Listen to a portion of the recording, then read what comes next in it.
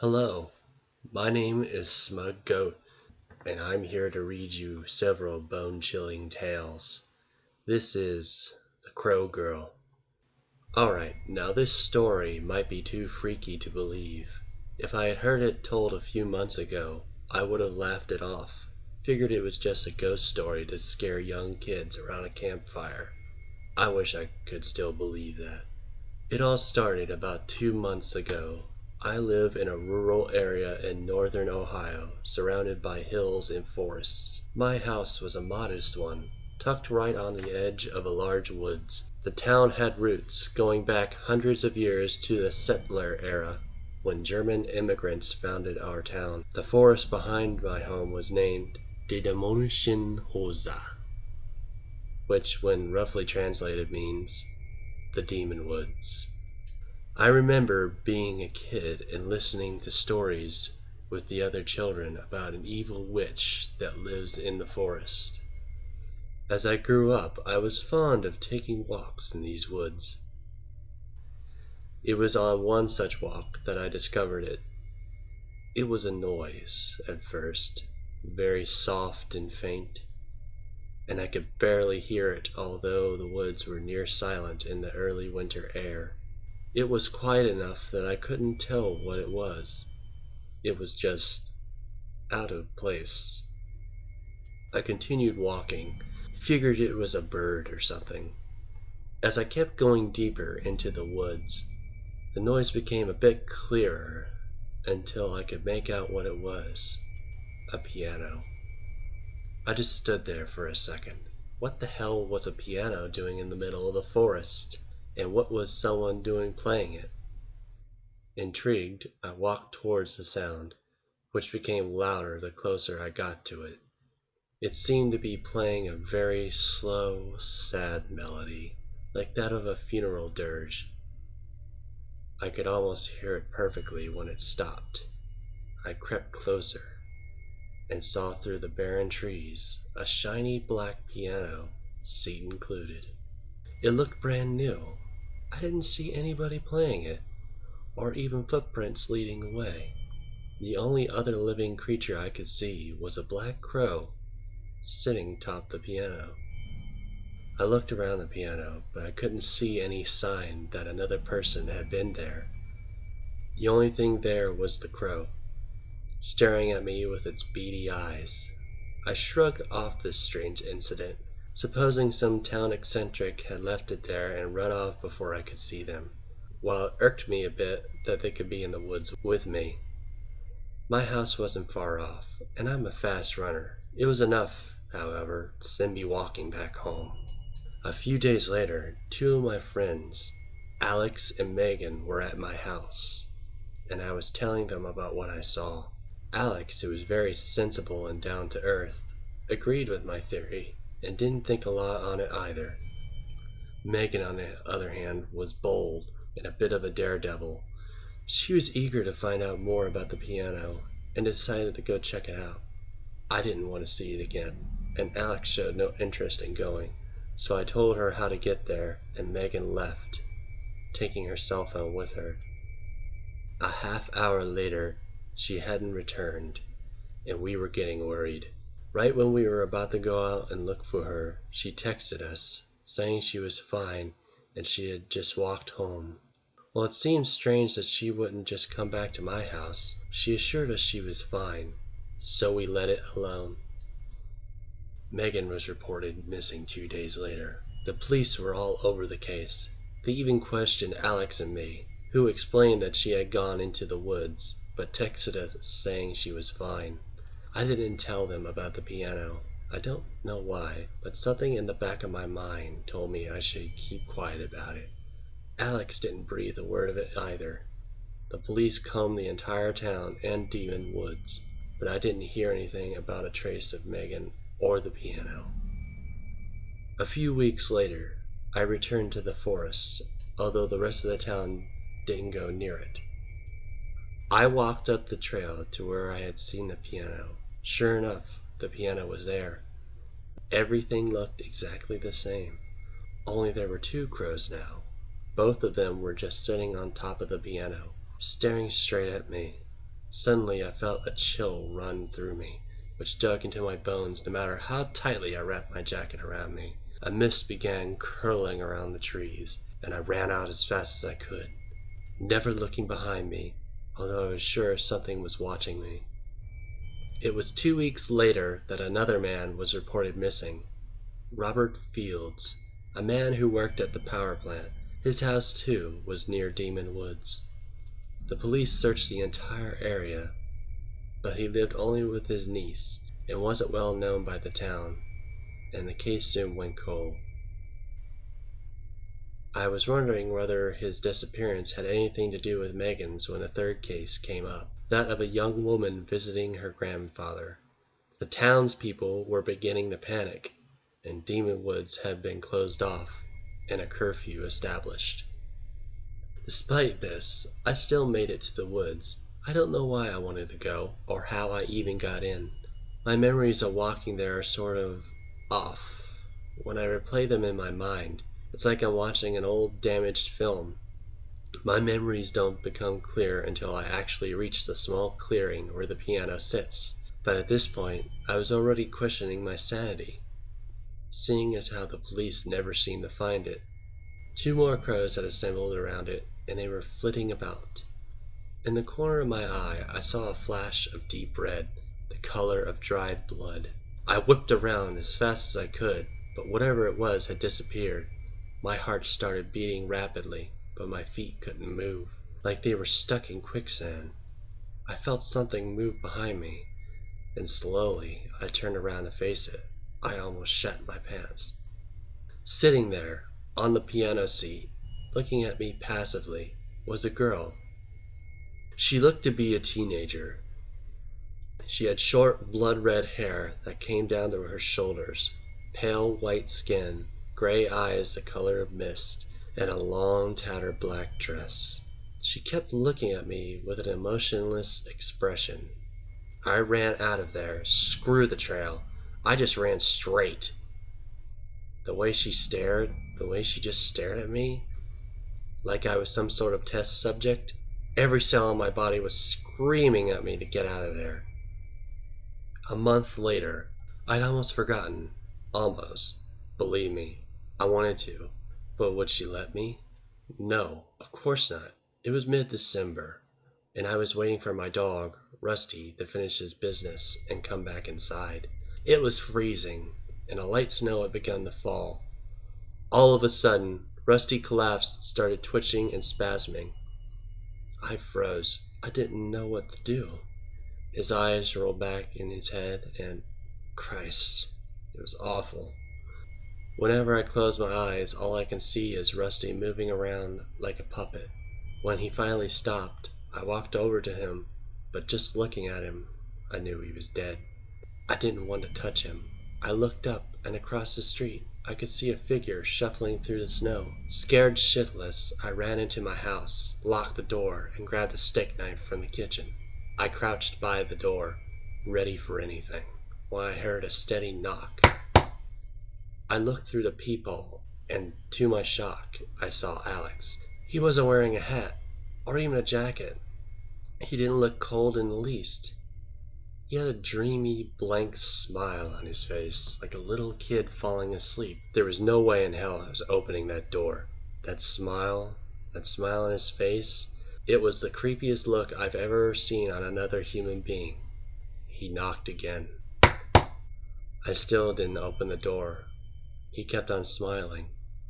I'm sorry you won't answer the door.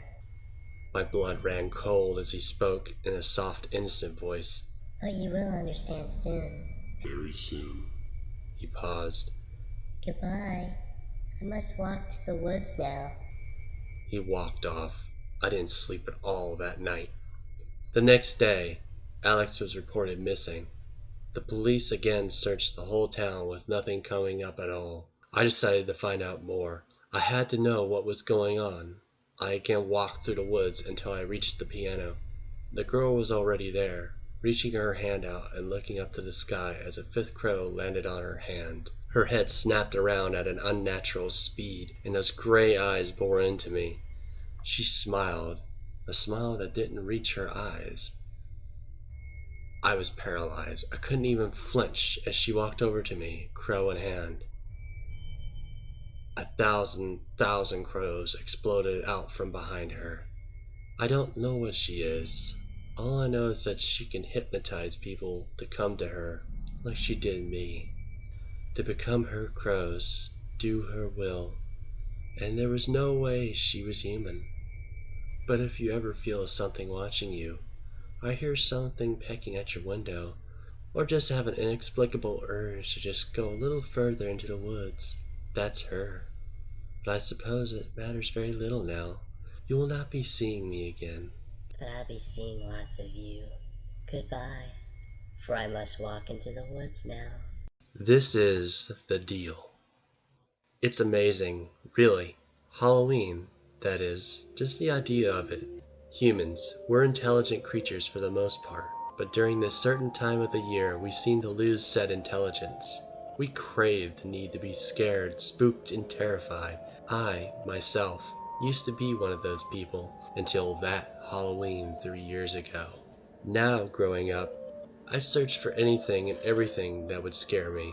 The feel of being scared intrigued me. My family seemed to travel a lot now that I think back on it. One town to the other, state to state. I still don't know why we did.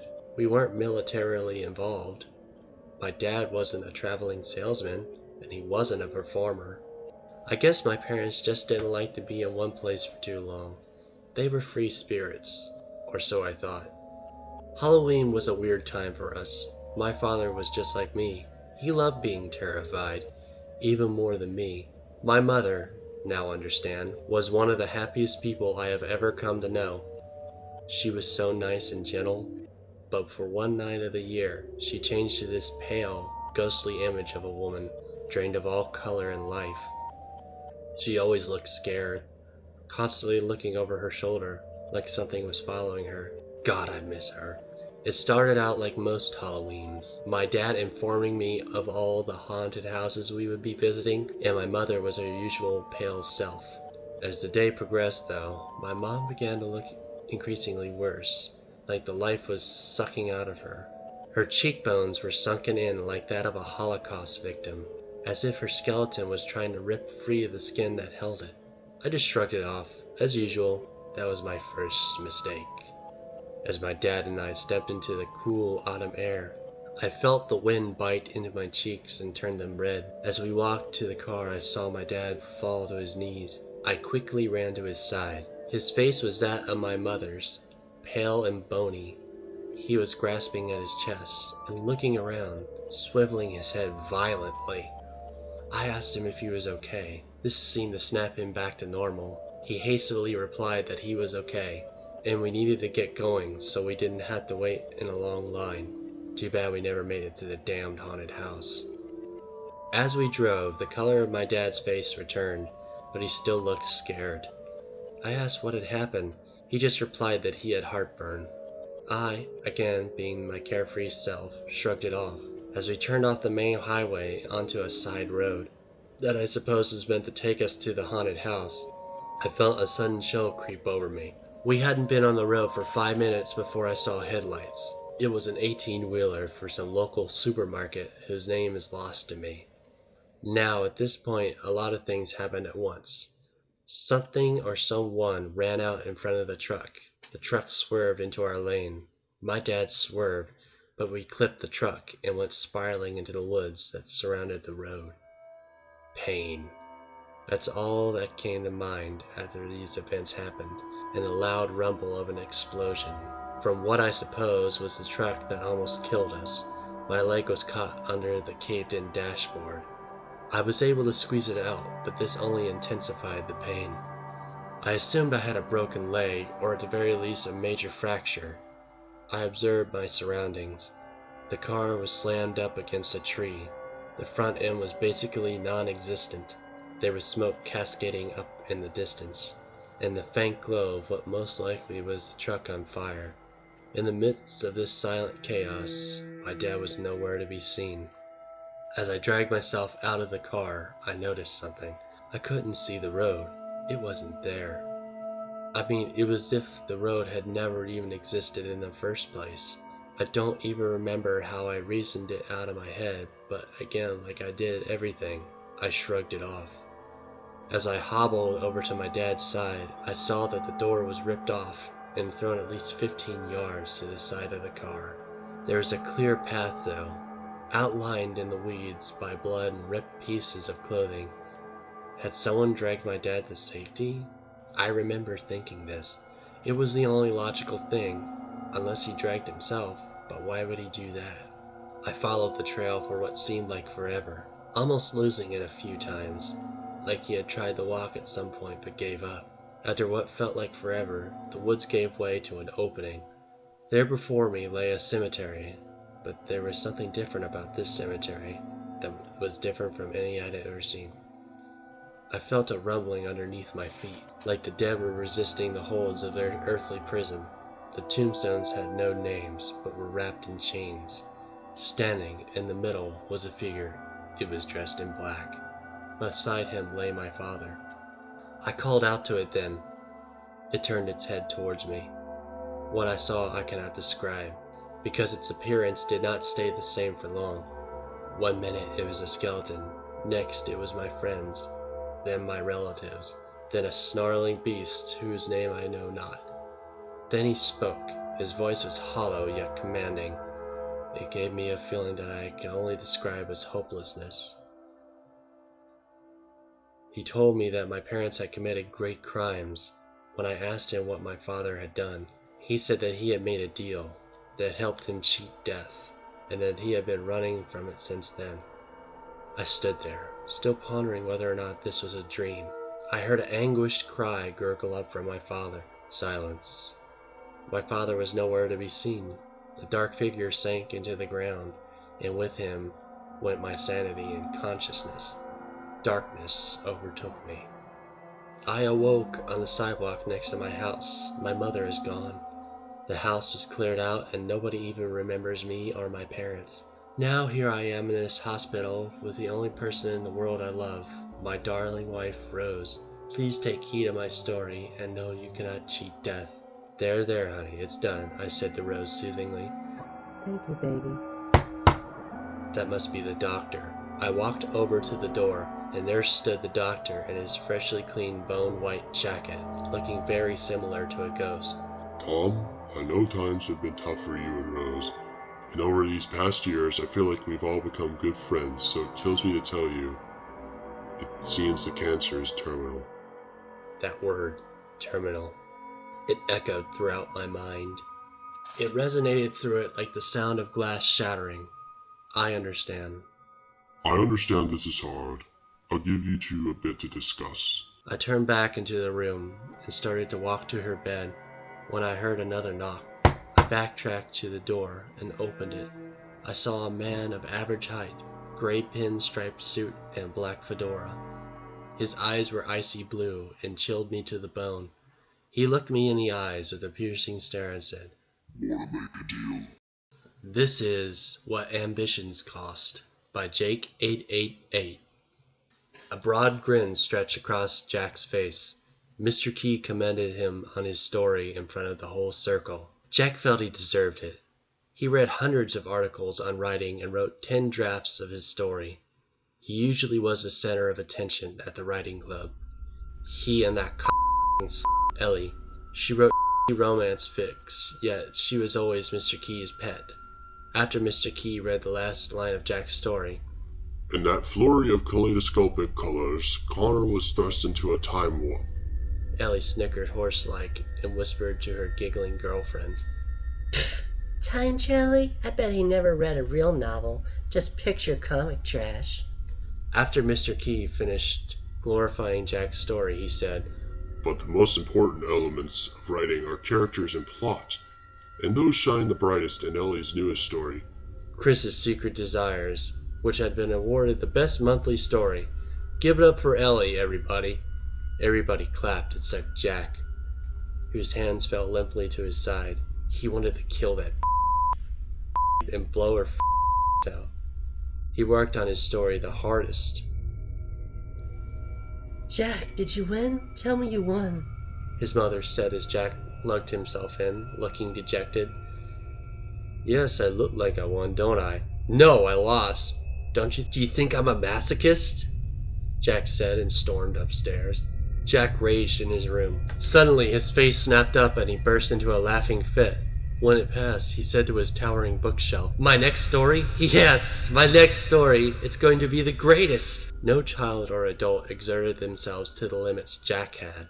He lived in a small, low-income town, and his family was the wealthiest, so bribing teachers to let him pass 3 or 4 lessons so he could work on his story was easy. He read every single book on writing he could find while completing the 12th draft of his main story. Jack felt he had practiced enough to write the final draft. He took a minute to plan each sentence and reread the sentence 5 times. After each paragraph was finished, he looked over it for half an hour. The story was about a kid who returns from school to an empty house and embarks on a quest to discover what happened, only to unearth his mother's mangled body. It turned out that a frenzied ex-husband killed her because he wanted revenge. The day came when stories were submitted. After a week, everyone gathered in a circle. Tension filled the air and suspense mounted. Jack was fervent. Folks, the winner of this month is Some Story. Jack, would you be interested in talking with me about our meeting? With this talent, there's colossal opportunities out there, my boy. After the story was finished, everyone was amazed. Jack, the corpse's description is livid, the slimy blood coating the ripped cord of intestine, and the boy's grief is the most sincere portrayal of emotion since Hamlet. God, if I didn't see your mother in the shop the other day, I would be calling the cops on you, boy. That was the last time, Mr. Key, that you saw her. That was the last time anybody saw her. I'm sorry, but it is impossible to express yourself sincerely without sufficient research into the true feeling you're exploring. She always said she'd do anything to support my writing, Jack thought. This is Eerie Asylum, January 15th, 1996. I've been dreaming about Eerie Asylum again. The dreams start off normal, like a lot of my dreams. It's just random images, things that I've seen, places I've been, scenes from TV shows, and the occasional flight over my old hometown, and the maze of roads that connect them all. But while I'm flying, staring out across the expanse of houses, schools, shops, and the maze of roads that connect them all, when my focus is drawn to the asylum, and then everything takes a turn for the worst. I'm inside the hospital, in the main hallway. The doors are closed behind me, and everything is the same as when I visited. The paint is peeling off the walls. There's random pieces of debris scattered about. Pieces of plasterboard from the ceiling, and the odd discarded needle or beer bottle. The lights are all on, but most of the light bulbs have either been smashed or just won't work. There's a flickering light bulb ahead, and I can see that there is someone beneath it. But whenever the light flicks on, they vanish. I recognize the silhouette, but I can't place it. Then there is a sound behind me, and when I turn around, dozens of patients have appeared out of nowhere. They look like they never left the hospital when it closed 20 years ago. Their white cotton clothes and straight jackets are all stained with dirt and blood. Their bodies are so frail that they look almost inhuman. Their eyes are all fixed on me, glowering and unblinking. They start walking towards me. Slowly, I back away, but they just keep coming, following me. I turn. The person under the light is gone, and I run. I run through the halls, deeper into the maze of hallways and rooms. They're carrying things now, needles filled with strange colored liquids. Some of them have scalpels and surgical scissors and implements. Some hold IV stands like clubs and swing them as I run. They've spread out, and they're closing in. I turn another corner and run. Through the darkness, its claws grabbing at me, trying to slow me down. And when I stumble into the light, I am caught by a familiar figure, brown eyes and sickly pale skin. It's him, the one I couldn't save. He grabs me and drags me towards a room. It's stark and white. He holds me down while 2 others strap me to a table. The others have assembled a tray of IV bags and knives and scissors and needles and probes and clips and surgical masks. They pull on the scrubs without ever breaking eye contact, and before they set about their gruesome work, I wake up. I wonder if this is a sign. that I need to put these ghosts to rest, that I need to save him. Or maybe it's just my guilty mind that I conjured up this dream as a way to punish me, or maybe to give me hope of redemption. I'm not sure, but I think I need to go back to Eerie Asylum. January 17th, 1996. I'm staying in Eerie Hotel. Everything here is named after the town. Given the choice between staying in a town called Smithville and a town called Eerie, a tourist picked Eerie. The novelty wore off before it even begun when you were born there. But no one recognizes me. I don't want anybody putting connections of me to Amanda Rose. I use the name Anna York because I think that everyone would get a bit suspicious. I still look like I did 20 years ago, just 20 years older, and I'm worried that using my own name might jog people's memories. I don't want to be run out of town before I get closure. I decided that I wouldn't go up to the asylum today. I asked the owner of the hotel about the asylum. I told her that I was researching the asylum because I had hoped to write a fictional horror story set around the hospital's past. She was a little reluctant at first, but upon realizing how if the book became popular, it would bring more people to the town, she was quick to open up. I've never looked into the history of the asylum much. I was too busy trying to bury those memories deep in my subconscious. But I did find out that Eerie Asylum was commissioned to be built by Edward Eerie, the town's namesake, after his father fell ill. But Edward Eerie used the asylum to conduct experiments of an unethical nature.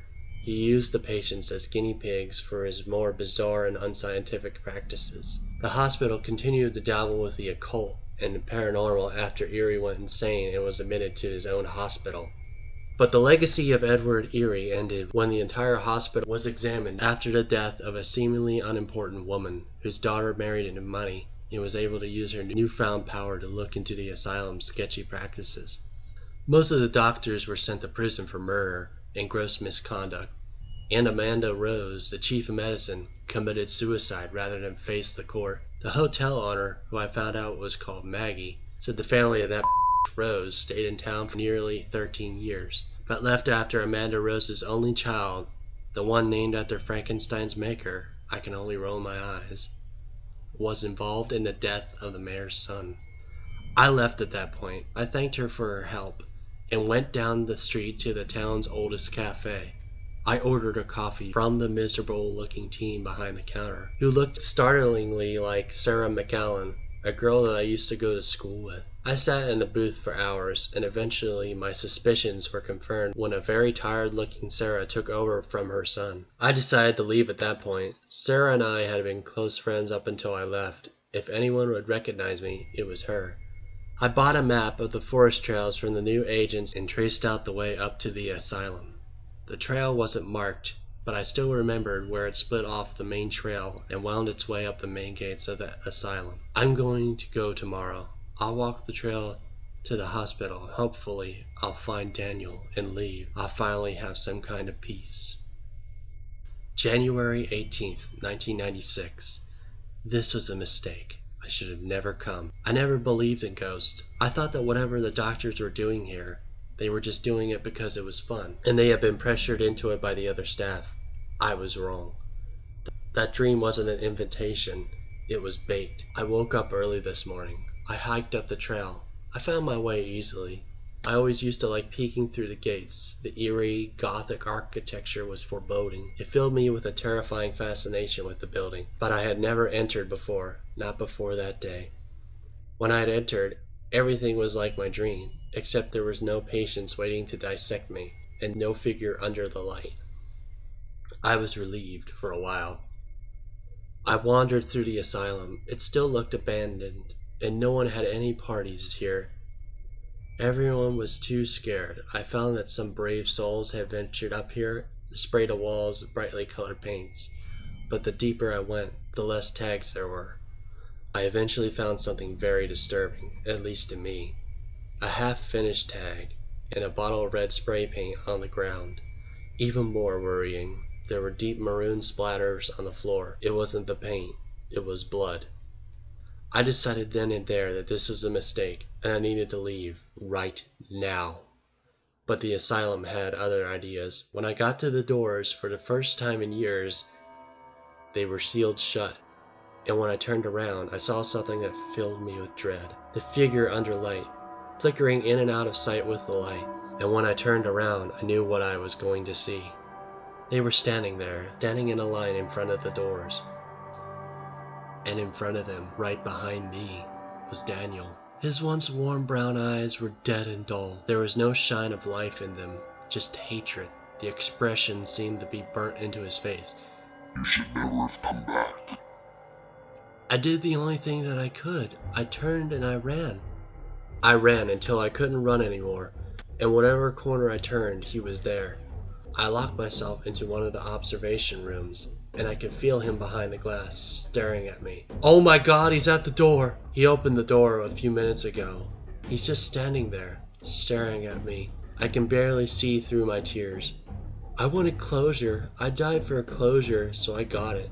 I wiped the tears from my eyes and whispered that I was sorry. Daniel just looked at me, and a smile spread across his face. It was unsettling, not because of how insane it looked, but because of how much it looked like Daniel, the real Daniel, not this apparition. I know, and you're gonna make it up to me. I don't think that Daniel ever died in this hospital. I think that whatever the doctors and my mother brought here, it kept him alive, and it turned him into something else. And I think he wants to turn me into one too. But please, if you find this, don't come looking for me. Please, run. Just run. And that was several creepypastas narrated by Smug Goat. If you liked what you heard, like, subscribe, and hit that notification bell. Until then, sleep tight.